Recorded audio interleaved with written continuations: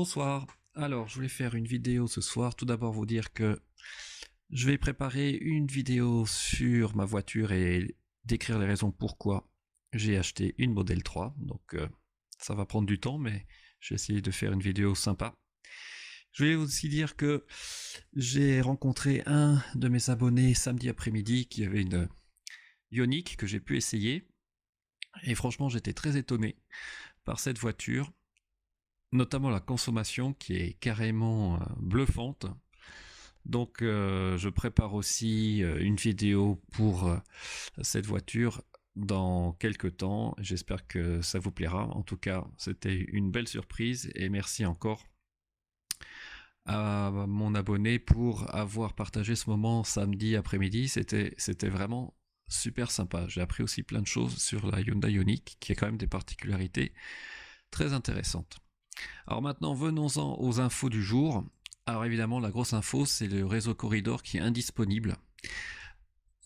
Plus particulièrement les bornes de Avitronic et les EVBox. Alors qu'est-ce que ça veut dire concrètement? C'est-à-dire que 90% des bornes du réseau Corridor sont inactivées à l'heure actuelle, donc c'est quand même énorme. Alors ça paraît rien comme ça, mais bon, ces bornes, elles servent quand même à beaucoup de personnes qui ont une voiture électrique et qui chargent jusqu'à 50 kW. Alors je me suis renseigné un peu sur la société, c'est une filiale d'Engie en fait qui a racheté Evitronic en 2018 et il propose en fait un panel de bornes assez large. Ça va depuis la borne de recharge rapide à 550 kW, donc celle je pense qui est disponible sur le réseau Corridor. Mais il aussi propose des bornes ultra rapides à 350 kW. Alors ça par contre, je ne sais pas si on en a en France à l'heure actuelle. Et ils ont aussi tout un panel de services pour les particuliers, notamment des bornes de recharge EVBox à domicile. Donc c'est vraiment une société qui est quand même qui a pignon sur rue et qui propose quand même un large panel de solutions, aussi des câbles de recharge, etc. Donc à voir. J'espère que c'est pas un problème de sécurité sur ces bornes. Autrement, ça va poser vraiment un problème puisque j'ai regardé sur l'application EasyVia où vous avez, si vous cliquez toutes les bornes présentes, vous en avez à peu près 220, si je me trompe pas. En tout cas, plus de 200 en France. Et si ensuite vous ne cliquez que les bornes disponibles, regardez ce qui reste. C'est assez impressionnant. Donc c'est vraiment une mauvaise nouvelle. Là, je ne sais pas comment ça va se développer. J'espère qu'ils vont pouvoir résoudre le problème rapidement. Mais quand je suis allé aussi sur l'application et chercher une borne à côté de chez moi à Pfaffstadt, et ben en fait, j'ai pu confirmer que par exemple, les trois bornes, les trois prises étaient indisponibles sur cette borne, donc ils n'expliquent pas pourquoi. Donc clairement, je pense qu'ils ont activé un nombre impressionnant de bornes.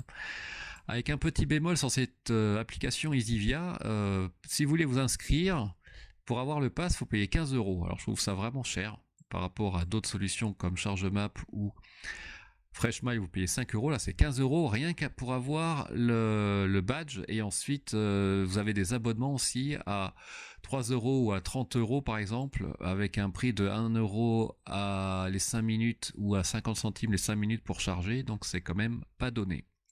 Deuxième point que je voulais parler, c'est Total. Car si vous regardez bien ce que veut faire Total, je pense que c'est vraiment intéressant, notamment pour les recharges semi-rapides.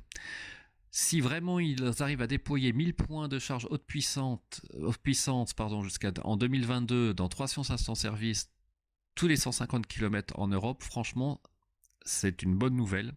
Car en plus, vous vous souvenez sûrement des prix, 55 centimes pour la supercharge rapide 175 kW et 35 centimes pour les 50 kW. Donc là, ils montrent bien 1000 points de recharge gratuite, ultra haute puissance disponible en 2022, 300 sites total équipés. Et si c'est vraiment tous les 150 km en France, que ça soit autoroute, voie express, là, ça va quand même changer la donne.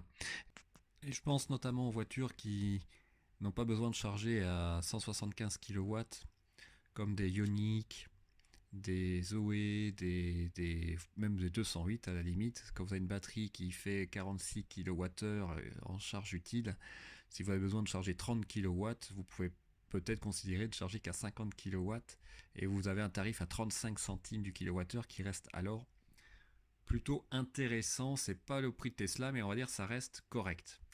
Alors j'étais un peu déçu par l'application par contre de Total, parce qu'ils disent qu'on peut chercher les bornes de recharge classiques et de ultra haute puissance, mais en fait j'ai pas réussi. Quand vous sélectionnez donc l'onglet de recharge, vous ne pouvez en fait pas faire de distinguo entre les bornes qui existent déjà à l'heure actuelle dans les stations Total, mais qui sont pas les nouvelles qu'ils installent, donc soit les DC50 ou les DC 175 kW. Et donc c'est un peu dommage. Donc on se retrouve avec une carte qui n'est pas vraiment à l'ordre du jour pour pouvoir utiliser ces nouvelles bornes. Pour l'instant, bon, il n'y en a que quelques-unes, 3 ou 4 je crois, si je me souviens bien, dont une en région parisienne. Donc attendons de voir s'ils vont améliorer l'application. Et l'autre point que je voulais signaler, c'était la mauvaise nouvelle au sujet des batteries. La production des batteries par le coréen LG, là, qui est sûrement a priori en flux tendu et qui empêche la production de la e-Pace pendant au moins une semaine. Alors malheureusement, c'est quelque chose qui risque de se reproduire en 2020, parce que la demande, à mon avis, va quand même augmenter. Donc les constructeurs qui sont vraiment dépendants des Coréens de LG pour les batteries risquent de se retrouver dans la même situation régulièrement pendant l'année. Donc d'où l'intérêt vraiment de sécuriser l'approvisionnement des batteries au niveau européen. Je pense que Volkswagen aussi dépense énormément de son côté pour avoir sa propre usine de création de batteries pour être indépendant. Donc attendons de voir comment ça va se développer. J'espère que ça va pas poser souci, parce que ce sera dommage que l'année 2020 soit un peu ralentie au niveau de l'offre à cause d'un problème d'approvisionnement de batteries. Voilà, écoutez, j'espère que cette vidéo vous a plu. Je vous souhaite une très bonne semaine. N'hésitez pas à vous abonner, à mettre un pouce bleu et je vous dis à très bientôt. Au revoir.